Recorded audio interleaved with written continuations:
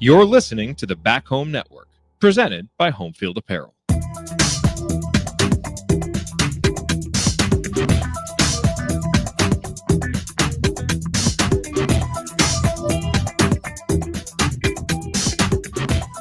Welcome back to CrimsonCast. Galen Clavio joining you. It is Sunday morning, March 9th, and Indiana looks like they're in pretty good shape finally. It was a hell of a last month on a number of levels, but the Hoosiers finishing off the regular season in style. They knock off Ohio State. They sweep the season series against Ohio State, and they do so in a game I don't think anybody will hang in the Louvre in terms of its prettiness, but, after the type of season Indiana's had, it was probably the most appropriate of games, as Indiana struggled for a long time and then seized control when everybody thought that perhaps it was too late to do so.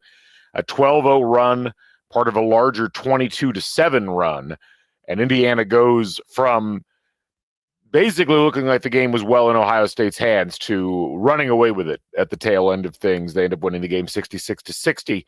We'll talk about that. We're also going to talk about where Indiana sits within the tournament picture, and you can rest assured, based upon this game, I think Indiana's going to make it in. We'll talk about why, talk about the metrics, talk about the teams Indiana's going up against, what they did, and where everything looks like it's at right now, coming up here in a little bit. If you would like to join us, we are doing this live. For those of you who are listening afterwards, I am absolutely thrilled that you're listening to this later on in the day. But for those of you who are watching live, if you want to leave a comment on the YouTube channel, we can get that up onto the screen at times during the course of the podcast. Love to get your comments, questions, thoughts, whatever, as we go through and both talk about this game yesterday as well as talk about the NCAA Tournament selection setup overall. First, just a reminder, we're brought to you by Homefield Apparel, your place to go for the finest in college fashions, the softest fabrics, the coolest designs. I can tell you, after the game last night, went out, saw some folks. Happy birthday, Sam Krumoff, yesterday. Got to meet Howie Shack in person. It was a great evening at the Upstairs Pub. It was a chilly evening. I can tell you it's definitely not cold anymore, but it was a little chilly. It is absolutely bomber jacket season. As you can see here, got my little 5 bomber jacket on from Homefield Apparel. Tons of people wearing the IU Trident bomber jacket last night. One of the many amazing things that you can purchase through Homefield Apparel that's IU themed. And I'd recommend you going and doing that. Go to homefieldapparel.com. Use the code HOME23. Get 15% off your first order. And let them know we sent you. Also follow them on the socials. Great work on Instagram and on X and pretty much everywhere else, TikTok. Homefield Apparel, presenting sponsor of the Back Home Network. Also, just a reminder, we are on YouTube. Go to YouTube, search Back Home Network. You'll find our channel, over 7,000 subscribers, and you get notifications when we're going to be doing shows. We're happy to have you on there. Great comment sections. We enjoy going back and forth with the fans on there sometimes. And it's free. You don't have to pay anything to subscribe to the YouTube channel. So please get over there and do that when you get a chance. And also, we are on Substack, CrimsonCast.substack.com. Sign up. That's free as well. Get emails delivered right to your inbox that have our podcasts. There's also a paid option if you would like to help support the show. $5 a month, $50 a year. We always appreciate the support. All right, let's dive in, and let's talk a little bit first and foremost about that game. Patrick noting in the comments, still in shock from Galloway's 3. It was a wild game. It really was. I was there with my daughter, and the crowd was interesting. I mean, first of all, going into the game, that was probably some of the highest ticket prices I've seen for an IU game in Assembly Hall in a while. And clearly there were a lot of folks that were excited about this game. Wasn't as full in the arena as I was anticipating. I think the ticket prices might have been so high that people just didn't actually go. They thought, oh, these will sell, and then they didn't sell. There were several empty seats in my area, including a couple of seats I wish had been empty because the people sitting behind me were really annoying to listen to throughout the course of the game. But we survived that, as we survived the game as a whole. It was not a game where Indiana gave the home crowd a whole lot to cheer for most of the contest. It was an awkward feeling in there a lot of the time because it really felt like Indiana was not going to get the job done. The shooting was just horrendous for most of the game. And, even with the big comeback that they had towards the end. They only finished shooting 25% from three and 41% from the field. They actually got outshot in both by Ohio State. The difference in this one, though, was kind of when the points came and Indiana's ability to make some good defensive plays. Ohio State made a lot of really dumb plays. That certainly helped matters. But for a lot of this game, Indiana just didn't look like the better team. And it was kind of jarring.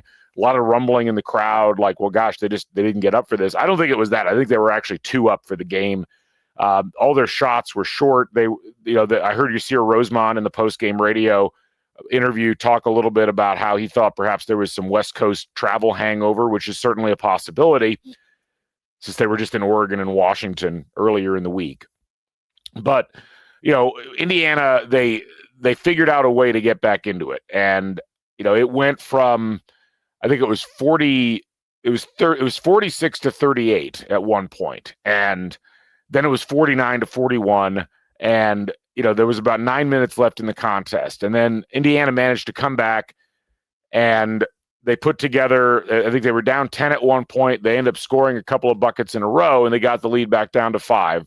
Ohio State calls timeout and the crowd suddenly was right there. And as much as Indiana's home crowd was kind of tentative for a lot of that game, when they needed to get into it, they absolutely got into it. And that was really cool to see. Sorry, that fix my hair here. That's starting to bother me. It's the problem with wearing headsets with podcasts. Sometimes your hair doesn't handle things particularly well. But no, from that point forward, Indiana just made the plays they needed to make. And they get it to within 56-54 or 56-52, and they go on that 12-0 run at the end. I was surprised that Ohio State made as many mistakes as they did, but they did the same thing in the game in Columbus, and they did the same thing last year in Columbus. Ohio State, very talented team, but a pretty dumb team at times. And they took a lot of unnecessary risks, it felt like, on a lot of possessions. They dribbled balls off their feet. They stepped out of bounds. They did a lot of really bad little things, but that shouldn't overshadow the good things Indiana did. Obviously, everybody's still talking about Trey Galloway. Obviously had that monster three with about a minute and a half left. Everybody assumed the shot clock was wrong on that. And again, Yasir Rosemont in the postgame actually said, no, it was correct because it was a reset after a foul. And, thinking back on it, there was a foul in the backcourt, and that, you don't normally think about the reset at that point, but that's what happened. It reset down to that level. But Galloway, with onions, as Bill Raftery would say, knocking that down in the face of his defender, had another big three earlier in the game. But it was really one of those team efforts. I think everybody that was out there chipped in some way. Malik Renew coming off the bench, again, only 22 minutes played, but 16 points, 5 rebounds. It was really the only guy that was shooting consistently. He had, some poor plays at times because he was trying to make stuff happen. But you really got to tip your hat to Malik Renew in those limited minutes, really doing what he did. Omar Ballo, he was getting blanketed defensively. It was tough for him to get loose. He still scored 9 points. Mackenzie Mbaka, we actually saw him play a decent amount of the second half, played 31 minutes overall, and was not a defensive liability. Didn't do as much on offense as you might hope, but still 4 for 9 from the field and 7 rebounds, really chipped in there. 5 rebounds, not 7. Luke Goody was not having a good shooting night and yet still scored 11 points, most of them from the free throw line, only hit 1 shot from the field, but grabbed 8 rebounds and really did the little things. And Anthony Leal, same thing, scored 4 points, drew that flagrant foul, got 8 rebounds, had 2 blocks, really did a good job defending Bruce Thornton early on. It's really kind of fascinating. This Indiana team for a lot of the season really struggled to put things together throughout the course of a game when the shots weren't falling. And this was a game where the shots just weren't falling. And you got to really tip your hat to IU because they figured out how to do a lot of little things and then eventually figured out how to get the offense that they needed to win the game. And, you look across the statistical performance by IU, this was actually the second worst shooting performance that Indiana had all season. The only game this year where they shot worse was the Louisville game. But the difference in this game was that, in the Louisville game, Indiana shot poorly and turned the ball over a bunch and let Louisville score a ton of points. In this game, Indiana shot poorly, but took care of the basketball, and they really did a good job defensively on Ohio State. Ohio State with their effective field goal percentage was 45.5. Their overall offensive efficiency was only at .939. It was really just a good overall performance by Indiana despite the offensive woes, and they deserved the victory at the end of the day. So Hoosiers moved to 19-12 and 10-10 overall. And, in a season that was way down and then, had this resurgence at the end of the year, probably pretty appropriate that they end up finishing 10-10 in the Big Ten. Certainly not where Indiana fans thought they would be at the start of the year, but maybe only 3 games off of, some of the more optimistic projections of like 13-7 and 14-6, somewhere in that range. It's just, it's interesting to think back, and, you go back to the Michigan game that Indiana lost at home. At that point, they were 14-10 and 5-8. And Mike Woodson, it had just been announced, was stepping down. It really looked like the season had kind of gone off the rails at that point, and everybody was projecting Indiana to lose most of their remaining games. They end up coming back, and they go from 14-10 and 5-8 to 19-12 and 10-10. So really putting it together there down the stretch. And this was kind of what happened last year in a longer tailed way for IU. Except this year, Indiana actually has picked up enough victories that they should be able to make it into the NCAA tournament. There were some questions. Heath asks in the chat, does anybody know what Goody's chances on the waiver are? So for those who haven't heard, and I think this was mentioned by Don Fisher in the radio post game, that Goody's going to go through senior day ceremonies, but is trying to get a waiver to come back and play another year. I don't know that he'll have a lot of success with that if the NCAA is adjudging these things like normal, because the rule is supposed to be you have to miss, I think, more than 2/3 of the season, and you also can't play in the latter half of the season.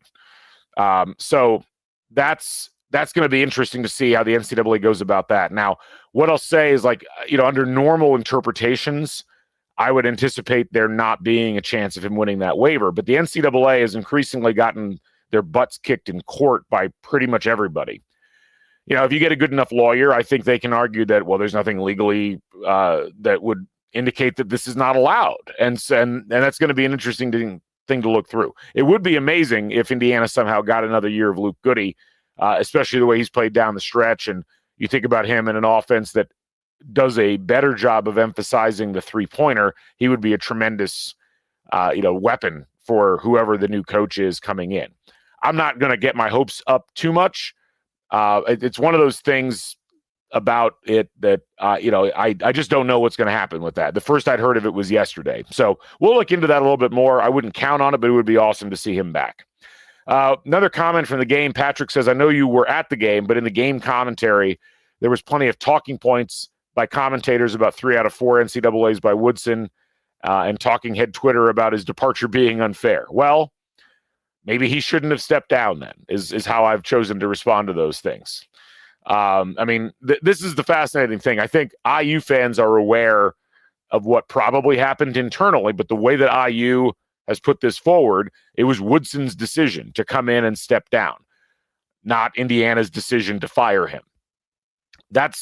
I'm just going to go with that interpretation. Woodson decided it was time to go, and that was that. And so, as far as it being unfair, I think this is, I don't know if it's time yet to eulogize the Mike Woodson era. Obviously, there's a Big Ten tournament and an NCAA tournament most likely to be played. But I guess what I'll say is this. I think that, if you were going to try to summarize the Woodson era and whether or not where, the end of his tenure here is fair or not, I would simply say he's left the program from a results perspective better than he found it. But as Heath notes here, IU should have higher standards. That's exactly where I was going to go with that. Making the tournament 3 out of 4 years is not where Indiana wants to be. And the fact that it's likely that 2 of those 3 years that Indiana will have made the tournament, they will have barely made the tournament. That's really what you need to be looking at. This is not the profile of a program that is competing for Big Ten titles, competing for national titles. These were the things that Mike Woodson said during Hoosier Hysteria at the beginning of the year. that that's what they were aiming for. That was the expectation this year, that they were going to compete for a Big Ten title. That didn't happen. And Indiana has had this tendency to fall into this morass of bad results early in the seasons, not beating teams that they need to beat in the non-conference portion of the schedule, and then struggling to get to 500 or thereabouts. So, look, you got to understand something about national broadcasters. They come in, even if they've done a couple of IU games before, and they sit down, they talk with the head coach of both teams in shoot-around, they get a sense of what's going on. And it's clear that Mike Woodson, when he's been having these conversations, has been giving them a tale of mistreatment or woe. You heard it in the Washington commentary as well. I think you heard some in the Oregon commentary also. That's how this stuff works. And look, broadcasters tend to be very sympathetic to coaches. Media in general is very sympathetic to coaches, and that's where they get their sources from. And they're going to trust what the coaches say. And the coach says, well, hey, I'm not being treated fairly, or I'm being let go, too early, or they have too high expectations. Well, that just becomes what gets said.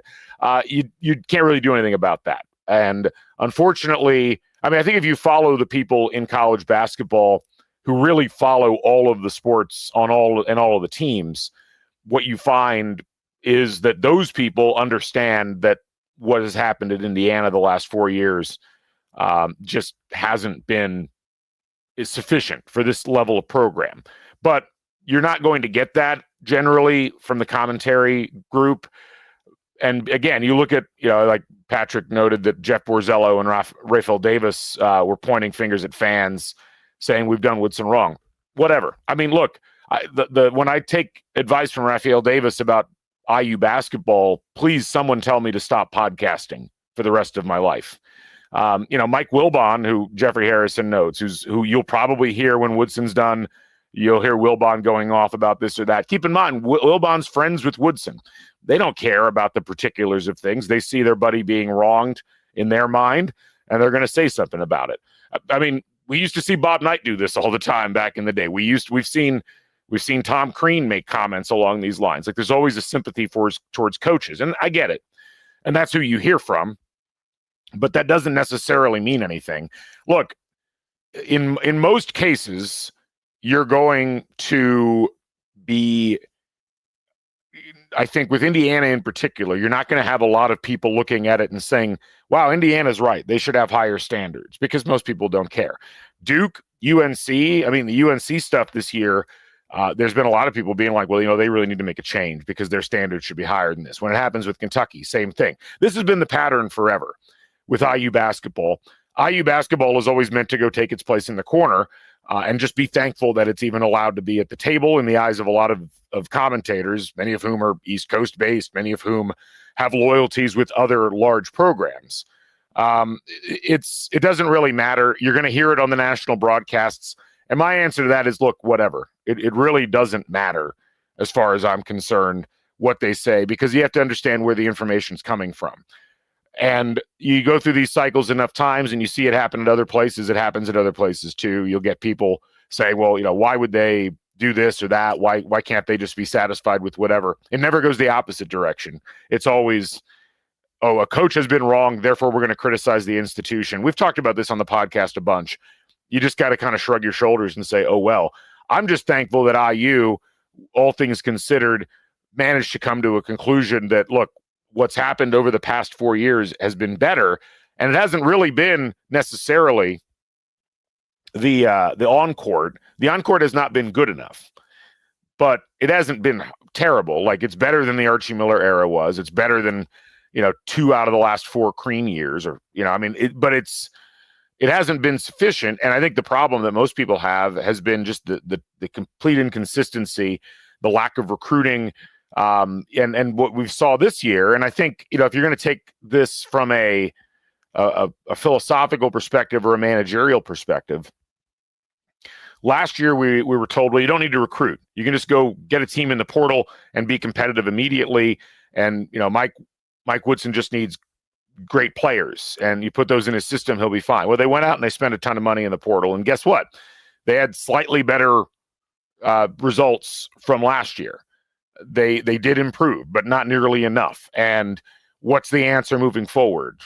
and this is the question that the people in the commentary class rarely ask about. It's like, so is it go back into the portal, expend more money, get more better players? I mean, this was a really good roster that Indiana put together, and they ended up at 19-12 in the regular season. So ultimately, I think you got to just not listen to what people are saying. Just get through it. Understand that there's always going to be a high level of sympathy. I mean, we heard this with Mike Davis, too. For those of you who were around 15 years ago, it was the exact same thing. Oh, is Indiana doing Mike Davis wrong? We know this. Oh, look, they're going to make the tournament. They're going to be a 6 seed. It doesn't matter at the end of the day. What matters is what Indiana decided to do, or in this case, as we've been told, what Mike Woodson himself decided to do. And that's the other thing. It's hilarious that the release came out and said Mike Woodson's decided he's going to step away because he doesn't want to be a distraction. And then he spends the next month, I'm guessing here, talking to media and talking about how he was wrong. So I'm not really losing any sleep over it. It's going to be interesting to see what happens, though. And I think ultimately these last few games that what we saw out of this Indiana team was an Indiana team that was a lot more together and able to withstand a lot of the issues that have caused them trouble over the course of the year. And look, ultimately, this team felt like it was a couple plays away in a ton of the games that they played this year. And you could, sometimes you just have a season from hell. That wasn't this. Did they finally figure it out down the stretch? I don't know. I mean, the one thing I'll always go back and look at with this closing stretch of IU is, they won at Michigan State. But again, Archie Miller won at Michigan State. Like, it does happen occasionally. They win against Purdue at home. I think the blooms come off that one a little bit, given that Purdue has not played to quite the level that they look like they were playing in January. And then the rest of their wins were Penn State, Washington, and this Ohio State team, who's probably going to miss the NCAA tournament now. So I'm not yet looking at this IU team and saying, oh, they turned a corner. Like, they're absolutely at the top of their game. I think they're at the top of what they can provide, but it's still a flawed team from a roster perspective. It's a team that's really only playing 7 guys. We've talked about that already. I think the 7 guys that are playing, 7.5 guys are doing a laudable job of keeping things going and playing within themselves a lot better. They're finding ways to score. They're playing pretty good defense overall. Like, I tip my hat to them for all of that. But I do think on the whole, when you look at this IU team and you look at what they've done over the course of this last month, it's certainly better than what they were doing in the middle of January through the beginning of February. But I'm still not necessarily that impressed with the whole season if you think about what they were able to accomplish or not accomplish. We had a question from SKL: is Tucker even still around? Who's on the bench? The rumor has been that he shut it down internally, and that happens sometimes. And I don't know if that's actually the case, but it would be the only thing I can think of to explain why he hasn't played in a while now. I mean, the last time we saw Bryson Tucker, he played 5 minutes against UCLA. That was on Valentine's Day. He played 7 minutes the previous game against Michigan State. We know he was either injured or something else happened, which caused him to miss those 3 games earlier in the year. But for him to not play in 5 consecutive games, I have to think that perhaps his camp was like, look, we're not going to stick around here. We're going to go somewhere else next year, and we don't want to get injured. And again, that's not a criticism. I think that happens in a bunch of different places with players. But that would be my guess about what's going on with that. It's a very peculiar kind of situation. To some degree, it's probably helped Indiana because I think it's pared down the options that Mike Woodson has on the bench. So he's had to approach things a little bit differently. And that has, I think, put him in a position where he's really had to play Leal more. He's had to play Goody more. He's had to alternate the bigs just because of the way the lineups flow. So to some degree, I think it's almost helped a little bit in getting Indiana to focus somewhat on things. So whatever the situation has been, I don't think we're going to see Bryson Tucker play again in an Indiana uniform, but it seems to be working out. I mean, that timeline kind of tracks with Indiana really starting to put it together. So as we think about the remainder of the season, there's still some games left to be played today, but Indiana is set. They are going to be the 9 seed in the Big Ten tournament. They're going to play Oregon as the 8 seed, and that game's going to be Thursday at noon. And, there's still some interesting scenarios left to go here in terms of what exactly the conference tournament's going to look like from a bracketing perspective. But it appears that what we're going to see out of Indiana is they're going to play Oregon. If they beat Oregon, they're going to get another shot at Michigan State. That's for certain. Anything after that, you really wouldn't know anyway. There's some surprises that have happened so far as Big Ten results. Obviously yesterday, Wisconsin losing at home to Penn State was kind of baffling. But that dropped them out of the race for the top 4 seeds, which means UCLA is going to be a top 4 seed, which is a little bit nuts to think about. Michigan, if they beat Michigan State today, will be the 2 seed. If not, it's going to be Maryland. And then if you look at the rest of the bracket, it's just kind of all over the map still in terms of the 11 through 15 spots. And most likely what we're going to see is probably Iowa making it and Nebraska not. We might see neither of them making it. It looks like this is where it gets weird. Nebraska could be as high as the 12 seed, or they could miss the tournament entirely. There's a whole gaggle of teams down there at the bottom. So it's a fascinating thing to watch, but it doesn't really matter for Indiana because they're set. They know when they're going to play. They can kick back and kind of watch what happens with the rest of the tournament. And it's a good draw. If assuming they do get through Michigan State, which I know is a big assumption, but hey, they've already beaten Michigan State once this year.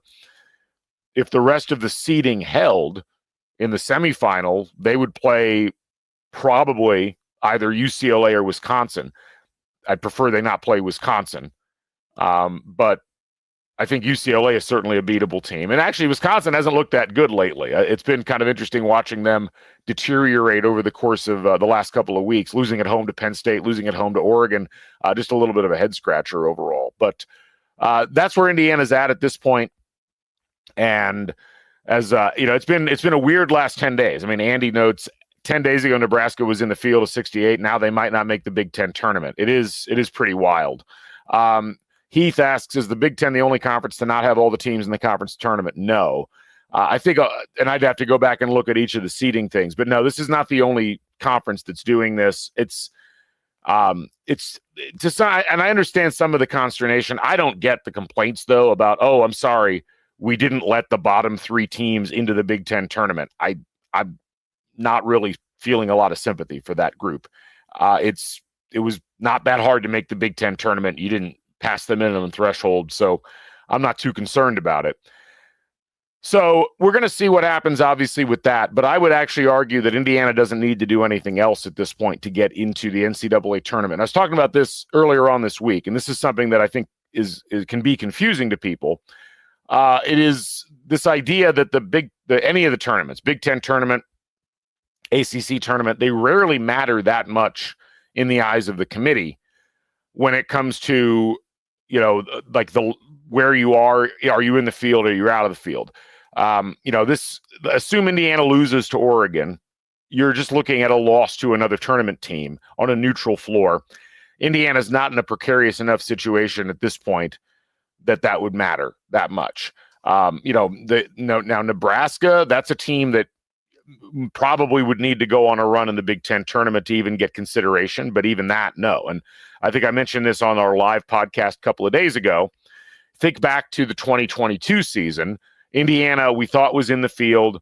They win against Michigan. They win against Illinois in the Big Ten tournament. They lose that heartbreaker to Iowa, and they were still in the play-in game. And, you can take from that basically that the committee barely looked at the Big Ten tournament results. And that's essentially been the story with a lot of these tournaments over the course of time. They just don't move that much of a needle, especially for teams that are right on the fringes of getting in or not getting in. So it works both ways. I don't think IU, if they lose to Oregon, is going to drop out. And from that perspective, it is a lot of pressure taken off. And Oregon's in a similar boat. Like, Oregon doesn't need to do anything in this. Oregon's probably not going to improve their seeding.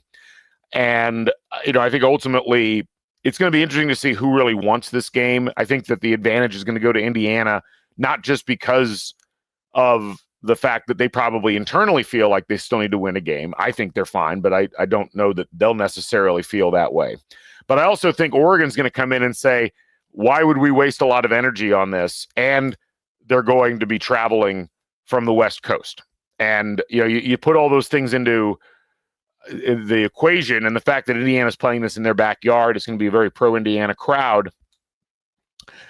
I like where Indiana's draw is here, but I also just don't think the game's going to matter that much one way or the other. And that's kind of the thought process the committee goes through.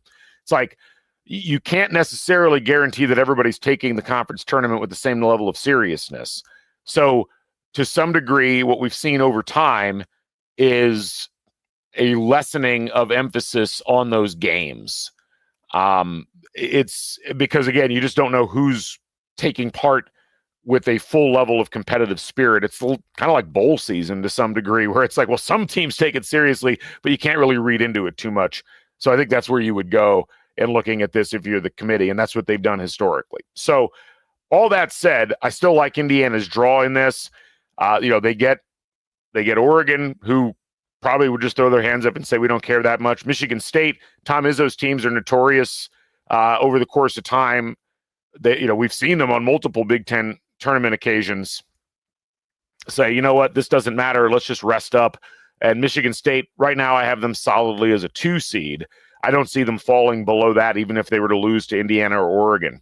So this could be one. I think the most fitting epitaph for this era would be Mike Woodson going out and winning a Big Ten tournament championship. That would be a truly fascinating evolution of things. But we'll see what happens. Anyway, I promised that we were going to be going in and talking about the tournament seeding and all of that and the selections. So we're going to get to that right now.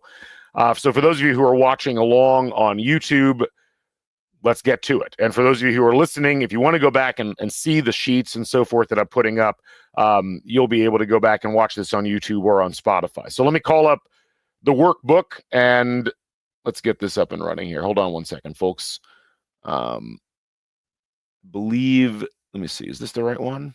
Yeah, there we go. All right. That is too small for most of you to see. But if you followed along with this at all, you know that what we do is we pick we have the auto bids. Hold on a second. We have the auto bids. We have the at-large selections, and then we have the seed list, the 1 through 68 seed list. So based upon what we saw yesterday and over the last couple of days, some updates to all of this, I'm going to go down here. And for those of you who are watching, the yellow teams are the teams that are in the play-in game. And you'll note Indiana is not in the play-in game. I have Indiana just barely outside. They're the last bye, as they term it in parlance now. Actually have them moving just slightly ahead of San Diego State, mostly because they pick up an extra quad 1 win. And I think the metrics overall for Indiana are slightly superior to what you get out of San Diego State. So last 4 byes today: Utah State, Georgia, Arkansas, and then Indiana. Last 4 in, so the teams that I have in the play-in game: San Diego State, Oklahoma, Xavier, and then North Carolina, I've got barely pipping Ohio State. North Carolina is a really weird case, and we've talked about them before in that they don't really have a lot of high-end wins. And I'm gonna call up their team sheet against Ohio State's team sheet so you can kind of see the difficulty in trying to suss this out. So looking at North Carolina, they've got 1 quad 1 win, and they've got 7 quad 2 wins. All of North Carolina's losses, except for 1, are in quad 1. And so you look at that and you're like, well, they don't have, Ohio State's got 6 quad 1 wins. They've got 3 additional quad 2 wins. But you start digging into the numbers a little bit more, and this is where you can't just look at it based upon the top level wins. North Carolina looks better in the predict, or about the same in the predictives as Ohio State. Their resume is actually about the same overall. North Carolina, 20 wins on the season. Ohio State only 17. That does matter to the committee. And they've got 2 more wins away from home. I have a hard time seeing a UNC team with 20 wins and not a lot of blemishes in terms of like bad losses on their resume being left out. And I just think Ohio State's lost too many games at this point. I mean, they're 17-14, and yeah, they've got some good wins, but they've also got, just 14 losses is a ton of losses. And I'm not terribly impressed with how they're playing right now. And I do think that you look at these two teams, I wouldn't be shocked if Ohio State made it in ahead of North Carolina, but I just have this sneaking suspicion that they're going to find a way to put North Carolina in. And I think they're the other teams that I've got in right now at the bottom of the bubble compare a little bit more favorably based upon that same thing. Xavier's another good example of this. Like Xavier, much like UNC, only has one quad one win, but you look at them from an overall perspective, and again, they've got 4 more overall wins than Ohio State. And, you know, you look at their strength of schedule, it's not as good as Ohio State's, but the fact that you lose 14 games does tend to weigh pretty heavily down what Ohio State would be looked at within all of this. And I think they're not the only ones. Like Boise State's in the same category. Texas is in the same category. There's just some teams that have not accrued enough wins overall. And even though they have some good wins on their resume, I think the tournament committee is likely to opt for the teams that have played about as well and just racked up more wins on the season. But we'll have to see what happens with all of that. We had some questions from the crowd here. Andy Stump says, would prefer to be in 11 and not be in the play-in game. I will certainly agree with that. Well, fortunately, not in the play-in game. Chad asking, how much does IU's clean quad 2 through 4 slate factor into the spreadsheet? Well, I mean, I think Indiana, if you look at their resume overall, like one of the things about Indiana's resume that's fascinating to me is what was really holding them back was their predictives. And their predictives still aren't necessarily great. Ken Palm, they're 44th. Torvik, they're 54th. So the computers say Indiana maybe not that great of a team compared to some of the other teams, but their resume is really good. Their results in KPI and strength of record are right up there with everybody else. And, the fact they don't have a bad loss on their resume is certainly helpful. And you look at this, you got 4 quad 1 wins, you got 5 quad 2 wins. That's plenty. Their average net win, if you average like all the teams that they beat, their average net win is 106.8. So the average rating of the teams they beat was bet 107. Ohio State's is at 120. You combine that with the fact that Indiana sweeps Ohio State, and I like their spot in the pecking order a lot more. Andy asks, isn't each year semi a crapshoot based on what the committee values? Yeah, to some degree it is. And it's also a crapshoot because these things don't always exist in a vacuum. You have to look at them in combination with everything else. So you look at, like, let's take San Diego State. How do you judge San Diego State against Indiana? San Diego State's got 3 really good wins, Houston and Creighton on neutral courts, and then at Boise State. Pretty good strength of schedule. Their resume is fine. Their predictives are kind of meh. 20 wins overall against against Division I, 8 wins against the board, but they've got 2 quad 2 losses and a quad 3 loss, and their average net win is 150. So you're talking about they've played better against worse competition. The average team that San Diego State's beaten is about 40 spots worse in the net on average than Indiana's average competition. So this is where it's hard to juggle these things because you really have to start. The committee's going to be having to set some precedents and say, well, we value this. Well, what is it that we value? Do we value predictive rankings? Do we value resume? Do we value strength of schedule? Do we value how many games you've won away from home? And then you jumble all those in and you go down that entire list and you find that like there's teams that have certain aspects of that, but not others. And then other teams that have different aspects, but not those. That's where this gets complicated down at the bottom of the bubble. I will say, I think the teams that would be, and I'm going to go to the conference standings here and just kind of run you through what everybody looks like. To me, it's fairly clear that there's certain, there's not a lot of teams hunting around waiting, hoping to get in that have a lot of shots at doing so. Like in the American, unless Memphis gets upset in the conference tournament, nobody else is getting in there. In the ACC, if North Carolina gets in, they're probably the only other one. Like the next team in line would be SMU. And SMU, I mean, if you look at SMU's resume, I'm going to call that up here. Like SMU has no quad 1 wins, even though they've won 22 games overall. Their resume is an average of 60, and their predictives are an average of about 50. So You look down this, even though SMU has no bad losses, they have no good wins. Like their best win on the season is what, at Notre Dame, Pitt at home. Those are the kinds of things when you look at SMU, it's like you're not getting in with that. Wake Forest is in the same boat. They're actually in worse shape than SMU. In the Big East, Xavier might get in. That's the team that's kind of on the hinge point. Villanova's not getting in, and then nobody else in the Big East is getting in. You go to the Atlantic 10, VCU might get in if they lose in the conference tournament, but nobody else in the Atlantic 10. In the Big 10, it's kind of sorted itself. Like Ohio State's the one team that's still got a shot at getting in. Nebraska's gone. Northwestern's gone. You've got 9 teams in the field from the Big 10. You may not have any more than that. In the Big 12, similar thing. The top 8 teams are all going to get in, Houston through Baylor. Nobody else is in the mix. Nobody else is even sniffing it out of the Big 12 at this point. You look at the SEC. There's 13 teams in my bracket from the SEC, which feels wrong. The team that's left out right now is Texas. And again, if we go look at Texas's resume, we'll call them up, 17-14, very similar to Ohio State. They have some top-level wins.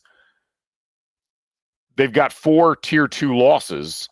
Their resume numbers are not good. Their predictives are okay. They're 36th in BPI for some reason, but only 6 wins away from home. So I just don't see them as really being anywhere close to having a claim of getting in. And you can look at their numbers versus Oklahoma, and Oklahoma, I mean, they've just got more wins. They're 19-12. That does matter.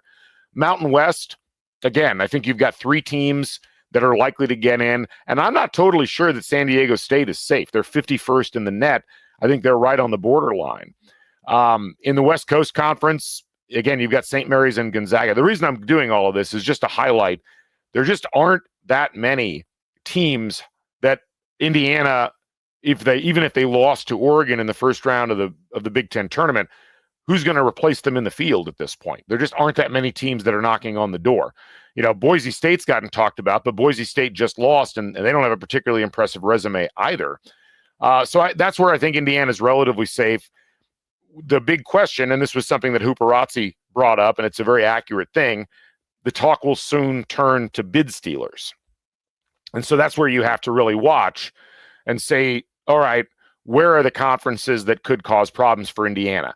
If you think Indiana is the 5th team in, which are the 5th to last team in, which is what I've got in this, you'd have to have basically 5 conference champions that would win, and an at-large team would be, the team that we thought was going to win but didn't. So going back up, again, that's where Memphis winning the American is important, because Memphis is going to make the field.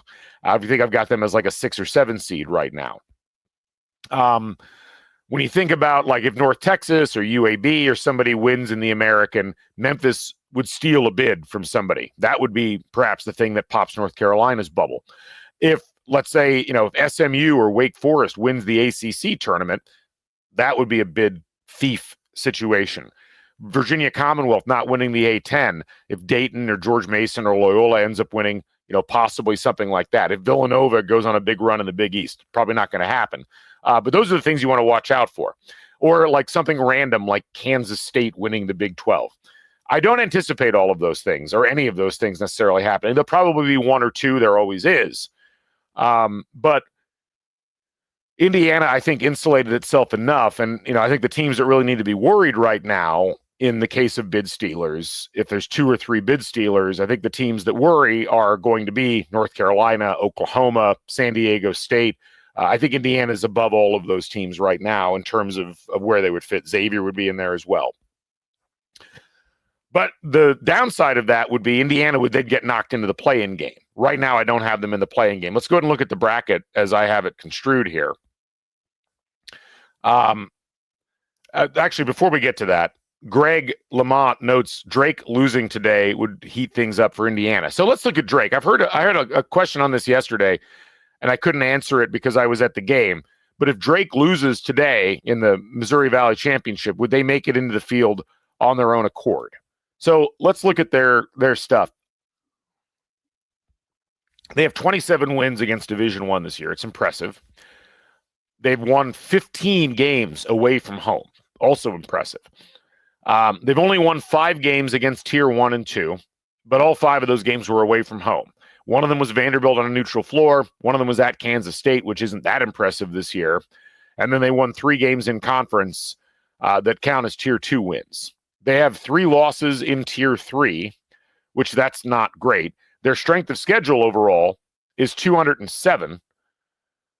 Their resume numbers are really good, but their predictives are really bad. Like in BPI, they are 78th. That is roughly, I think, where Indiana was in BPI last year going into Selection Sunday. They're slightly better in Torvik. They're, about 61st in KenPom.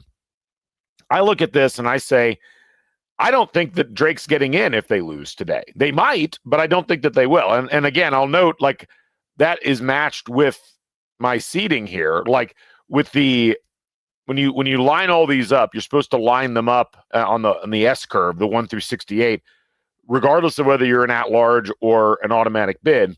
You're supposed to line them up based upon relative strength to each other and relative resume. I have Drake 48th. I have 2 auto bids in front of them from small conferences or relatively small conferences in VCU and UC San Diego. So, according to this, Drake losing, they would be below the cut line for the at-larges. And it's ironic because Drake might get in as the last at-large, but they would be losing that spot because we would be replacing that spot with the auto bid from the Missouri Valley that's replacing them, which I think is it Bradley today that they're playing? So that's where I think Drake is probably not a team that gets in of their own accord if they lose today. So I think you can kind of sleep easy with all of that. Again, I think the bigger ones to worry about would be somebody other than the 3 Mountain West teams that are currently in the field winning, although even that, it's like San Diego State could get knocked out very easily in that process. So these are the things that we want to keep an eye on as we move forward over the course of this next week. And that's, again, where I'm not sure Indiana can do a lot more to help themselves, but I also don't think that they're going to hurt themselves that much. And I think where they sit within the spectrum of things, they're just barely safe enough that even if they get knocked back into the play-in game, I don't think they're going to get knocked out of the tournament unless there's an absolute bloodbath in the conference tournaments with lower-seeded teams coming up and winning them. So that will be the thing to keep an eye on. Let's go back to the bracket. I promise you we're going to look at this. So again, these are just projections, but we're going to start in the South region, and this is where I've got Indiana located. So you've got, in this region, Auburn, your number 1 overall seed, taking on the play-in game winner. UCLA as an 8. Now, UCLA might end up being in better shape than an 8 seed. It's just going to – I'm really curious to see how the NCAA selection committee decides that they're going to metricize UCLA. You look at UCLA overall, and they've got a decent number of wins against Quad 1. They've got like 9 wins against Quad 1, which is impressive, 14 wins against Tier 1 and 2. And yet they've also got some baffling losses. That loss at home to Minnesota just a couple weeks ago, I still have no idea what the heck was going on there. They lose to Rutgers earlier on in the season. They're a team that's a little difficult to kind of get your head wrapped around with where they would be seated. Could they be higher than 8? Sure, but I could also see them right around 8, and I don't think anybody would blink an eye. Marquette as a 5 seed taking on McNeese. Clemson as a 4 taking on Arkansas State. And then you've got the little pod up in Milwaukee, Memphis and Indiana. That would be a fascinating matchup. I actually like Indiana in that matchup. And then Iowa State, coached by Milwaukee native TJ Otzelberger, taking on Jacksonville State. It's weird, like the seedings flip, but this scenario reminds me a lot of 2006 when Mike Davis was forced retired. They end up playing San Diego State in the first round. They win that game. They end up losing to Gonzaga as the 3. Louisville and Baylor in the bottom of that bracket. And then Michigan State as the 2 seed taking on Towson. In the West region, Florida as the 1 seed. I've really had trouble with Florida versus Alabama versus Auburn. I have resisted dropping Alabama out of that 4th 1 seed. I've still got Auburn as the overall number 1 seed, even without Alabama winning last night.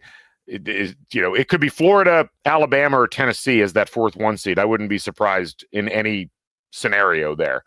Gonzaga, New Mexico, Missouri, UC San Diego, Purdue, Akron, Oregon, and then either Xavier or North Carolina. That's one of the play-in games.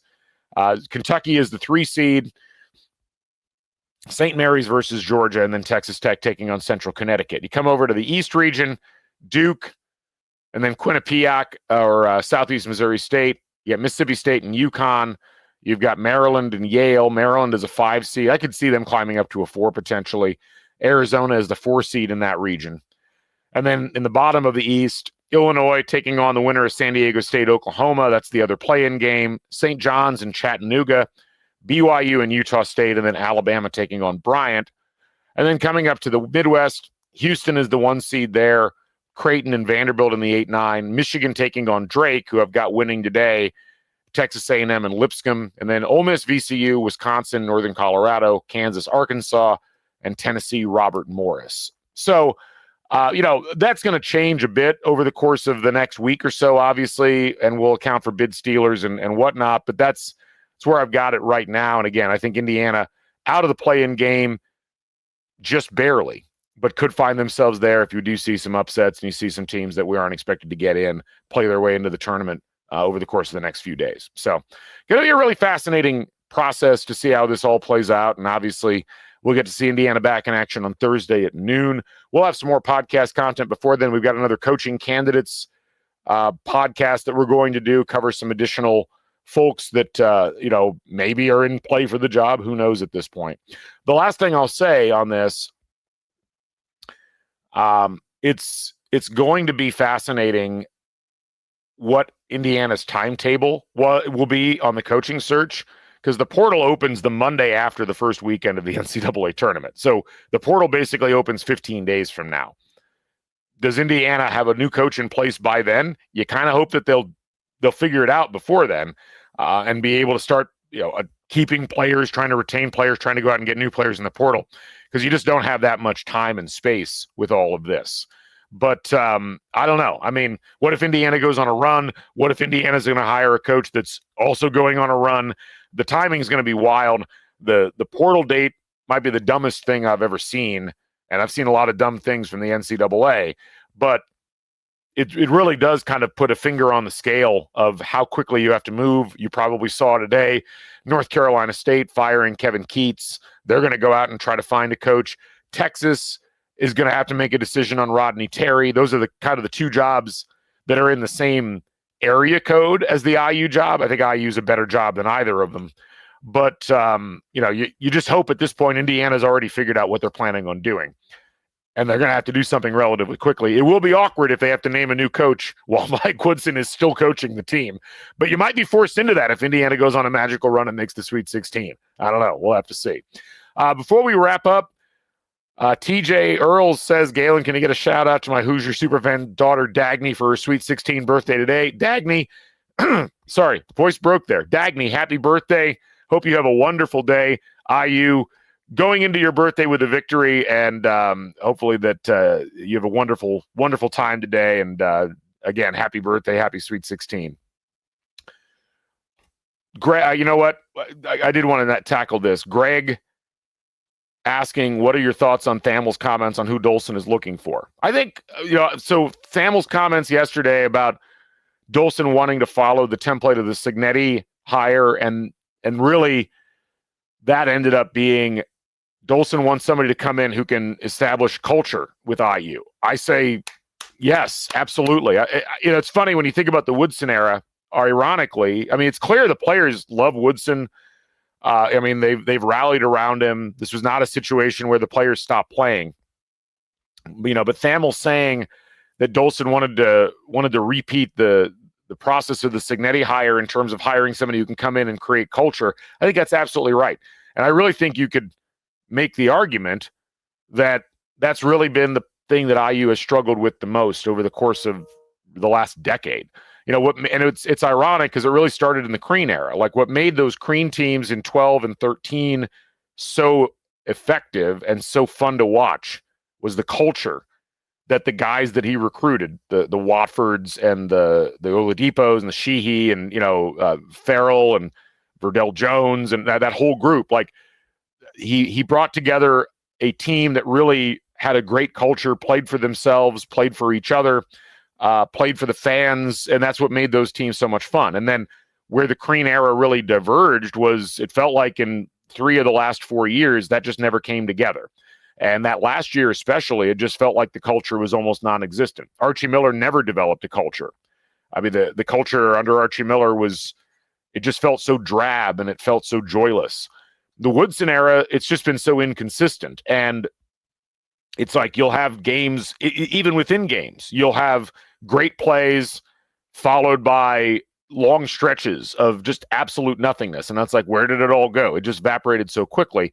And you look at some of the off the court things, like nothing major or bad necessarily during the Woodson era, but just a lot of oddness and a lot of a feeling that the team was never fully coherent with each other and with the coach. That really is, I think, one of the primary issues that IU's had for a while now. And frankly, you saw that in the 2000s too. I mean, the culture just didn't feel like it was there. So with all of that, I think the comments that Thamel passed along yesterday about Dolson wanting somebody like Signetti who can come in, bring a culture, establish that's got to be a cornerstone for Indiana basketball. And it's something we've talked about on the podcast for a long time. It's always felt like the culture of IU basketball is so completely tied to the coach. You have to have the coach as the starting point for that, but the coach has got to bring in players who live that and breathe that, and that becomes what they're there for. And that's more than just playing hard now and then. It's really a whole nother ethos above and beyond that. And look, there have been great individual players. There have been players that have played really hard. There have been players that look like they are the purveyors of the type of culture Indiana wants, but it just really hasn't been effective and throughout the roster under Mike Woodson. And it wasn't there under Archie Miller, and it wasn't there for the last part of Tom Crean, and it really wasn't there for a lot of the Mike Davis era either. So that's the kind of thing I think that Dolson's looking for, if I'm taking as much as I can out of the little that Thamel said yesterday. And if that's what Dolson's thinking, great. I'm glad that that's first and foremost in his mind as he's going into things. I think if you read through the lines on that a little bit, you can see where that eliminates certain candidates, but we'll cover that later on this week when we come back and talk more about the coaching search. For today, that's going to wrap things up. I really appreciate everybody tuning in on this fine Sunday morning, and I hope that you all have a wonderful rest of the day. I hope to see some of you up in Indianapolis on Thursday as Indiana takes on Oregon at noon in the Big Ten tournament, and we'll be online as well, talking with you throughout the course of the next 5 days. I'm Galen Clavier. This is CrimsonCast. We'll catch you folks on the flip side. Thanks to Home Field Apparel, our presenting sponsor. Thanks to my friends at the Back Home Network. Stay never daunted. Bring back the Bison. So long, everybody. And goodbye, YouTube.